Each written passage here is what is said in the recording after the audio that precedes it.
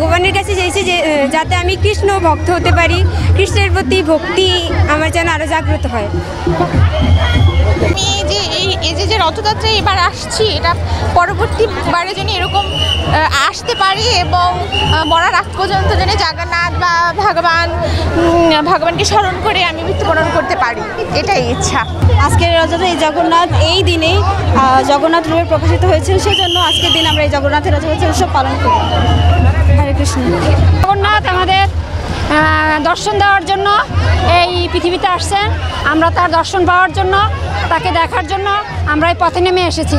আজকের দিনে সবারই দর্শন দেওয়ার জন্য পথে নামছে, আমরাও তাকে দেখার জন্য এই পথে নামছি। এটাই আজকে তিনি জগতের নাথ জগন্নাথ। তো জগন্নাথকে দর্শন করতে আসি, যে এই জগন্নাথকে দর্শন করলে পূর্ব জন্ম যে পাপ আছে সেই পাপ ক্ষয়, এই বিশ্বাস সনাতন ধর্মে নিয়ে আমরা এগিয়ে যাচ্ছি। জয় জগন্নাথ।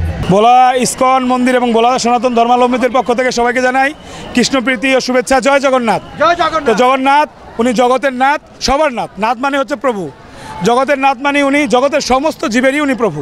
তো জগতের সমস্ত জীব কর্মব্যস্ততা হোক, তাদের বিভিন্ন সমস্যার কারণে হোক, সবাই জগন্নাথকে মন্দিরে গিয়ে দর্শন করতে পারে না।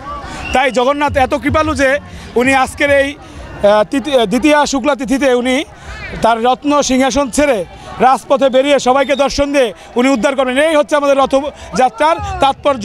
নগদের কাছে সব গ্রাহকই প্রিয়, তাই তো সারা দেশে ক্যাশ আউট চার্জ সবচেয়ে কম।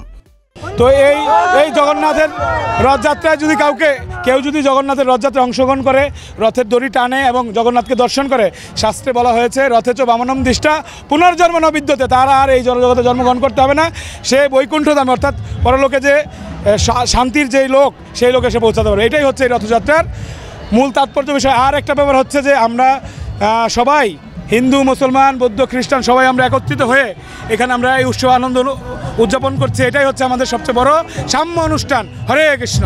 পরমেশ্বর ভগবান তিনি তার নিজের ইচ্ছায় তিনি রাজপথে বেরিয়ে এসেছেন। আবাল বৃদ্ধা বণিক, জাতি ধর্ম বর্ণ নির্বিশেষে সকলকে তিনি দর্শন দিয়ে সকলকে তিনি কৃপা আশীর্বাদ করার জন্য তিনি আজকে রাজপথে বেরিয়ে এসেছেন।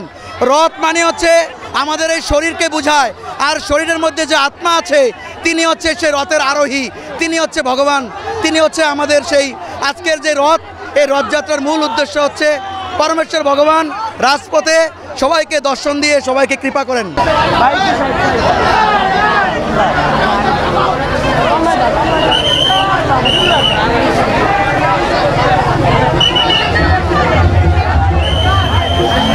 আমরা ঢুকে দিলে সুবিধা হইতো।